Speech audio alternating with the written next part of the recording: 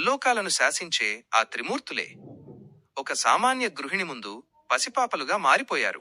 అసలు ఆ తల్లి సాధనలో ఉన్న శక్తి ఏంటి?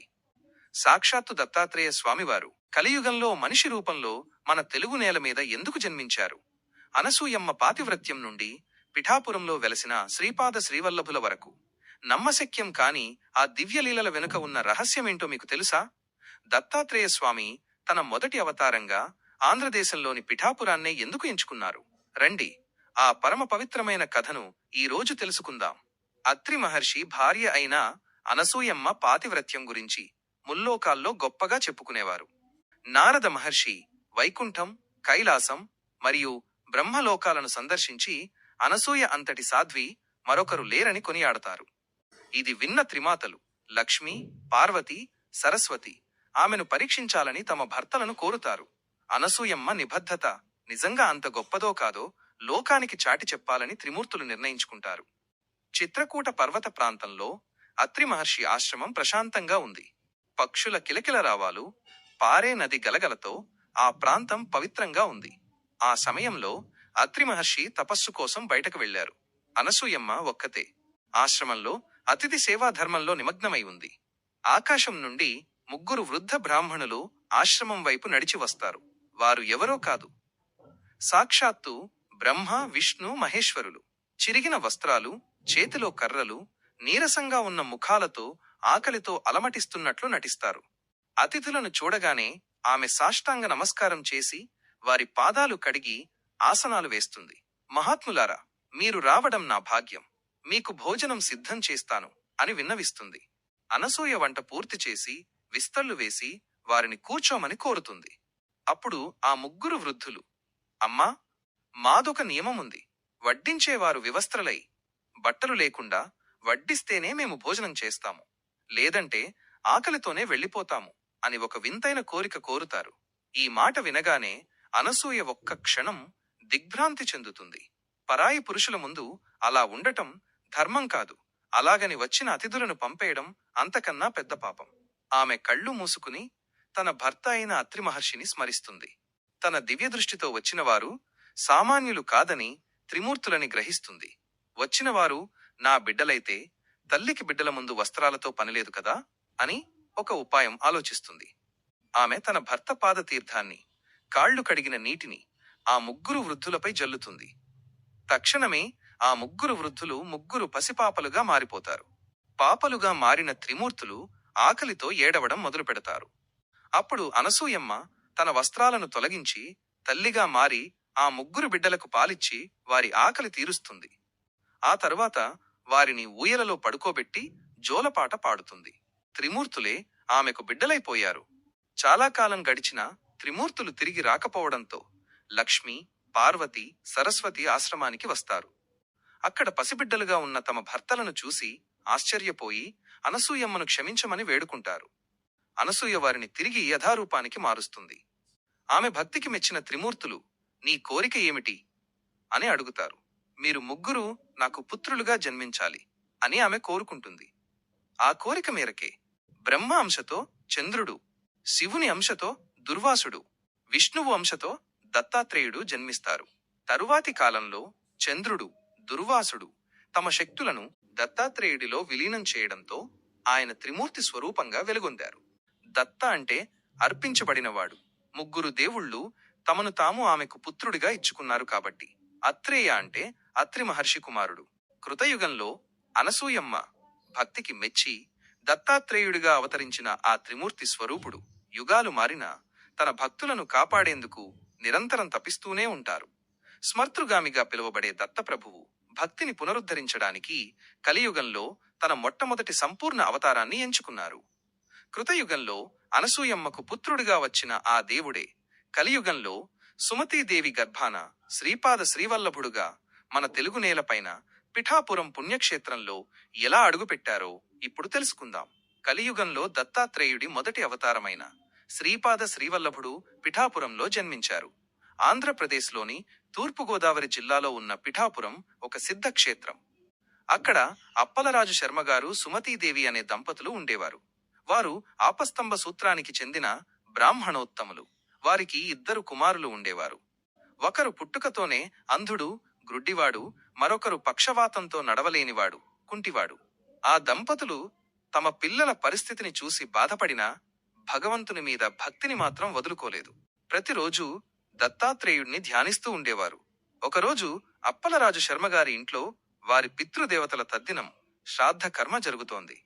ఆచారాల ప్రకారం ఆ రోజు బ్రాహ్మణ భోజనాలు పూర్తయ్యే వరకు ఇంటి సభ్యులు కాని బయటివారు కాని ఆహారం తీసుకోకూడదు. అప్పుడే పితృదేవతలు తృప్తి చెందుతారని నమ్మకం. మధ్యాహ్నం వేళ ఒక తేజోవంతుడైన సన్యాసి యతి రూపంలో సాక్షాత్తు దత్తాత్రేయుడు వారి ఇంటి ముంగిటకు వచ్చి భవం భిక్షాందేహి అని అడిగారు. సుమతీదేవి ఆలోచనలో పడింది. ఒకవైపు శాస్త్ర నియమం, బ్రాహ్మణులు తినకముందే పెట్టకూడదు. మరోవైపు ఆకలితో వచ్చిన అతిథి. ఆమె ఆ యతి కళ్లలో ఉన్న దివ్యత్వాన్ని గుర్తించింది. అతిథి దేవోభవ అనే ధర్మాన్నే ఆమె ఎంచుకుంది. పితృదేవతల కోసం వండిన పదార్థాలను ఏమాత్రం సంకోచించకుండా ఆ సన్యాసికి వడ్డించింది. ఆమె నిష్కల్మషమైన భక్తికి దత్తాత్రేయుడు ఎంతో ప్రసన్నుడయ్యాడు. భోజనం ముగిసిన తర్వాత ఆ యతి రూపం ఒక్కసారిగా మారిపోయింది. కోటి సూర్యుల వెలుగుతో, 3 తలలతో, 6 చేతులతో దత్తాత్రేయ స్వామి తన నిజరూపాన్ని సుమతీదేవికి చూపించారు.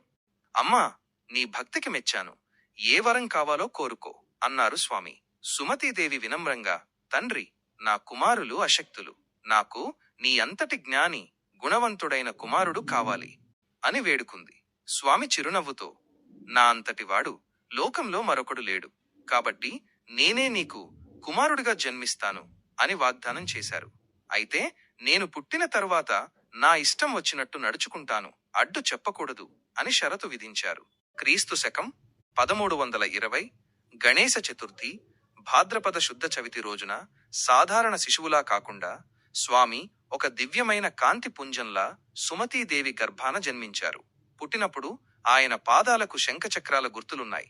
అందుకే ఆయనకు శ్రీపాద అని పేరు పెట్టారు. ఆయన తల్లివైపు వంశం పేరు శ్రీవల్లభ కావడంతో ఆయనను శ్రీపాద శ్రీవల్లభులు అని పిలిచారు. శ్రీపాదులు పెరిగి పెద్దవుతున్న కొద్దీ ఆయన దైవత్వం బయటపడసాగింది. పిఠాపురంలోని అప్పలరాజు శర్మగారి ఇంట్లో పెరుగుతున్న శ్రీపాదులు సామాన్య బాలుడిలా ఉండేవారు కాదు. ఆయన నడుస్తుంటే పాదముద్రలు నేలపై శంఖచక్రాల ఆకృతిలో పడేవి. ఆయన శరీరం నుండి ఒక విధమైన సుగంధం, నల్ల కలువలు మరియు వెన్న పరిమళం వెలువడేది. 5 ఏళ్ల వయసులోనే ఆయన తర్క, వ్యాకరణ, వేదాలను విశ్లేషిస్తుంటే కాశీ నుండి వచ్చిన పండితులు కూడా ఆశ్చర్యపోయేవారు. ఆయనకు ఎవరూ విద్య నేర్పలేదు, ఆయనే విద్యకు మూలం. ఆయనకు 2 అన్నలుండేవారు. ఒకరు అంధులు, మరొకరు నడవలేని స్థితిలో ఉండేవారు. మేము పోయాక ఈ 2 బిడ్డలను ఎవరు చూస్తారు అని సుమతీదేవి, అప్పలరాజు శర్మగారు కుమిలిపోతుండేవారు. ఒక శుభముహూర్తాన శ్రీపాదులు తన అన్నల దగ్గరకు వెళ్లారు. వారిపై తన అమృత హస్తాన్ని ఉంచి కరుణాదృష్టితో చూశారు. ఆయన తాకగానే అంధుడైన అన్నకు కళ్ళు వచ్చాయి. అప్పటి వరకు చీకటిలో ఉన్న ఆయనకు ఎదురుగా సాక్షాత్తు పరమాత్మ రూపంలో ఉన్న తమ్ముడు కనిపించాడు. నడవలేని అన్న కాళ్ళు ఒక్కసారిగా దృఢంగా మారాయి. ఆయన లేచి నిలబడి నడవడమే కాదు, పరుగుతీశాడు. ఈ అద్భుతం ద్వారా శ్రీపాదులు తాను కేవలం కుమారుడిని మాత్రమే కాదు, భక్తుల కష్టాలను తీర్చే కృపా సముద్రుడను అని చాటి చెప్పారు. శ్రీపాదులు చిన్న వయసులోనే స్థానిక పండితులతో చర్చలు చేసేవారు. పండితులు వేదాలను కేవలం వల్లె వేస్తుంటే ఆయన వాటిలోని గూఢార్థాలను వివరించేవారు. వేదమంటే కేవలం శబ్దం కాదు, అది ఒక అనుభూతి అని బోధించేవారు. ఆయన ముఖ వర్చస్సు చూసి పెద్ద పెద్ద పండితులు కూడా ఆయన పాదాలకు నమస్కరించేవారు. ఆయన నోట వచ్చే ప్రతి మాట ఒక మంత్రంలా పనిచేసేది. సాధారణ సంప్రదాయం ప్రకారం శ్రీపాదులకు 16 ఏళ్లు రాగానే తల్లిదండ్రులు వివాహ ప్రయత్నాలు మొదలుపెట్టారు. తల్లి సుమతీదేవి అభ్యర్థన, నాయనా, నీ అన్నలు 2 బాగయ్యారు. ఇప్పుడు నువ్వు పెళ్లి చేసుకుని మాకు మనవళ్లను ఇస్తే వంశం నిలుస్తుంది అని కోరింది. శ్రీపాదులు చిరునవ్వుతో, అమ్మా, నేను పుట్టింది కేవలం ఒక వంశం కోసం కాదు, ఈ జగత్తులోని భక్తులందర్నీ ఉద్ధరించడం కోసం. నాకు ఈ లోకమే కుటుంబం. నేను సన్యాసం స్వీకరించి లోక కళ్యాణం కోసం వెళ్ళాలి అని తన అసలు లక్ష్యాన్ని వెల్లడించారు. తల్లిదండ్రులకు తన పాదుకలను ఇచ్చి వారిని ఊరడించి శ్రీపాదులు పిఠాపురం నుండి బయలుదేరారు. పిఠాపురం ప్రజలందరూ కన్నీరు మున్నీరుగా విలపిస్తుండగా ఆయన శాంతంగా నడుచుకుంటూ వెళ్లిపోయారు. ఆయన కాలినడకన కాశీ చేరుకున్నారు. అక్కడ గంగానది తీరాన కొంతకాలం ఉండి భక్తులకు జ్ఞానబోధ చేశారు. ఆ తరువాత హిమాలయాల్లోని బదరికాశ్రమం చేరుకుని నరనారాయణుల అంశగా తపస్సు చేశారు. తన ప్రయాణం ముగించుకుని కృష్ణానది మధ్యలో ఉన్న ఒక ద్వీపం వంటి ప్రాంతం కురువపురం, ప్రస్తుతం కర్ణాటక, తెలంగాణ సరిహద్దులో ఉంది, చేరుకున్నారు. కురువపురంలో ఆయన ఒక సామాన్యుడిలా ఉంటూనే ఎన్నో అద్భుతాలు చేశారు. ఆకలితో ఉన్నవారికి ఆహారం, రోగులకు ఆరోగ్యం ప్రసాదించారు. తన అవతార లక్ష్యం పూర్తయిందని భావించిన శ్రీపాదులు కృష్ణానదిలో అంతర్ధానమయ్యారు. కాని నేనెక్కడికి వెళ్లలేదు, నన్ను స్మరించిన వారికి నేనెప్పుడూ తోడుంటాను అని వాగ్దానం చేశారు.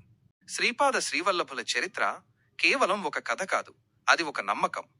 దిగంబర దిగంబర, శ్రీపాద వల్లభ దిగంబర అనే నామస్మరణ చేస్తే చాలు ఆయన మన వెంటే ఉంటారని భక్తుల గాఢ విశ్వాసం. పిఠాపురంలో శ్రీపాద శ్రీవల్లభులు జన్మించిన ఇల్లే నేడు మనం చూస్తున్న పవిత్ర దేవాలయం. పిఠాపురంలోని వేణుగోపాల స్వామి గుడికి వెళ్లే దారిలో అప్పలరాజు శర్మ, సుమతీదేవి నివసించిన ఇల్లు ఉండేది. స్వామివారు 16 ఏళ్ల వయసులో ఇంటిని వదిలి వెళ్లే ముందు తన తల్లిదండ్రులతో, నేను ఎక్కడికి వెళ్లడం లేదు, ఈ ఇంట్లోనే సూక్ష్మరూపంలో ఉంటాను అని చెప్పారు. కాలక్రమేణా ఆ పవిత్ర గృహమే శ్రీపాద శ్రీవల్లభ మహాసంస్థానంగా రూపాంతరం చెందింది. భక్తులు ఆ ఇంటిని దర్శిస్తే సాక్షాత్తు శ్రీపాద శ్రీవల్లభుల వారిని దర్శించినట్లు భావిస్తారు. ఈ ఆలయంలో అన్నిటికంటే ముఖ్యమైనది స్వయంభూ పాదుకలు. శ్రీపాదుల వారు పిఠాపురం విడిచి వెళ్లిన తర్వాత ఆయన జన్మించిన చోట భూమి లోపల నుండి దివ్యమైన పాదుకలు వెలిశాయని చెబుతారు. ఇవి ఏ శిల్పి చెక్కినవి కావు, అందుకే వీటిని స్వయంభూ, తమంతట తామే వెలిసినవి అంటారు. ఈ పాదుకలను దర్శించుకుని అక్కడ ధ్యానం చేస్తే శ్రీపాద శ్రీవల్లభుల స్పర్శ తగిలినట్లు, ఆయన మాటలు వినబడినట్లు ఎంతో మంది భక్తులు ఇప్పటికీ సాక్ష్యాలు చెబుతుంటారు. ఆలయ ప్రాంగణంలో ఒక పాత ఔదుంబర వృక్షం, మేడి చెట్టు మరియు ఒక పవిత్రమైన బావి ఉన్నాయి. దత్తాత్రేయుడు ఔదుంబర వృక్షం కింద నివసిస్తాడని పురాణాలు చెబుతాయి. పిఠాపురం సంస్థానంలో ఉన్న ఈ చెట్టు కింద శ్రీపాదుల వారు బాల్యంలో ఆడుకునేవారని, ఇక్కడ కూర్చునే పండితులకు జ్ఞానబోధ చేసేవారని ప్రతీతి. అప్పలరాజు శర్మగారు వాడుకున్న ఆనాటి బావి ఇప్పటికీ అక్కడే ఉంది. ఈ బావిలోని నీటిని తీర్థంగా స్వీకరిస్తే రోగాలు నయమవుతాయని భక్తుల నమ్మకం. దత్తాత్రేయ స్వామి, శ్రీపాద శ్రీవల్లభులు తన పాదాల గుర్తులున్న ఈ క్షేత్రాన్ని తన మొదటి అవతారానికి వేదికగా ఎంచుకోవడం వెనుక ఉన్న అంతరార్థం ఏమిటంటే, పితృదేవతలకు ముక్తినిచ్చే చోట తాను జన్మించి లోకానికి మోక్ష మార్గాన్ని చూపించడం. ఈ ఆలయానికి సమీపంలోనే పురాతన కుక్కటేశ్వర స్వామి ఆలయం ఉంది. శ్రీపాదుల వారు ప్రతిరోజు ఈ స్వామిని దర్శించుకునేవారని చరితామృతం చెబుతోంది. నేడు పిఠాపురం సంస్థానంలో జరిగే వేడుకలు శ్రీపాదుల వారి కథను కళ్ల ముందు ఉంచుతాయి. ప్రతి గురువారం రాత్రి స్వామివారికి పల్లకీ సేవ జరుగుతుంది. ఆ సమయంలో భక్తులు దిగంబరా దిగంబరా శ్రీపాద వల్లభ దిగంబరా అని చేసే నామస్మరణతో పిఠాపురం మారుమోగిపోతుంది. శ్రీపాదుల వారు ఆకలితో ఉన్నవారికి పెట్టే అన్నం నాకే చేరుతుంది అని చెప్పారు. అందుకే ఈ ఆలయంలో నిత్యం వేలాది మందికి అన్నదానం జరుగుతుంది. ఇది సుమతీదేవి ఆనాడు యతి రూపంలో ఉన్న దత్తాత్రేయుడికి పెట్టిన భిక్షకు ప్రతీక. శ్రీపాద శ్రీవల్లభ చరితామృతం అనే ఈ పవిత్ర గ్రంథం ఇక్కడే భద్రపరచబడి ఉంటుంది. దీనిని పారాయణం చేయడం ఈ క్షేత్రంలో చాలా విశేషం. ఇక్కడ దత్తాత్రేయుడు తన 3 మూర్తుల బ్రహ్మ, విష్ణు, మహేశ్వర స్వరూపంలో కొలువై ఉంటారు. పిఠాపురం వెళ్లిన ఏ భక్తుడైనా శ్రీపాద శ్రీవల్లభుల వారి జన్మస్థానాన్ని దర్శించుకోకుండా తిరిగిరారు. ఆ ఆలయ గాలిలో, నేలలో ఇప్పటికీ స్వామివారి చైతన్యం ఉందని భక్తుల నమ్మకం. చూశారు కదా, అనసూయమ్మ పాతివ్రత్యం నుండి పిఠాపురంలో వెలసిన శ్రీపాద శ్రీవల్లభుల వరకు ఆ దత్తాత్రేయ స్వామి లీలలు అనంతం. నిష్కల్మషమైన భక్తి ఉంటే భగవంతుడు మన బిడ్డగా కూడా వస్తాడని అనసూయమ్మ, సుమతీదేవి నిరూపించారు. నేను ఎక్కడికి వెళ్లలేదు, నన్ను స్మరించిన వారికి నేను ఎప్పుడూ తోడుంటాను అన్న శ్రీపాద శ్రీవల్లభుల మాటలు నేటికి అక్షర సత్యాలు. మనం పిలిచే పిలుపులో ఆర్తి ఉంటే ఆ స్వామి కరుణాకటాక్షాలు మనపై ఎల్లప్పుడూ ఉంటాయి. పిఠాపురం పుణ్యక్షేత్రం ఆ దివ్య చైతన్యానికి నిలయం. మీ కష్టాలలో, సుఖాలలో ఆ దత్తగురువును స్మరించండి, ఆనందమయ జీవితాన్ని పొందండి. కామెంట్ సెక్షన్లో దిగంబర దిగంబర శ్రీపాద వల్లభ దిగంబర అని భక్తితో కామెంట్ చేయడం మర్చిపోకండి. జై గురుదత్త. ఈ అద్భుతమైన ఆధ్యాత్మిక గాథ మీకు నచ్చినట్లయితే ఈ వీడియోను తప్పకుండా లైక్ చేయండి. దత్తాత్రేయ స్వామి భక్తులందరికీ, మీ స్నేహితులకు ఈ పుణ్యకథను షేర్ చేయండి. ఇలాంటి మరిన్ని ఆధ్యాత్మిక విశేషాలు మరియు క్షేత్ర పురాణాల కోసం మన ఛానల్ని ఇప్పుడే సబ్స్క్రైబ్ చేసుకోండి.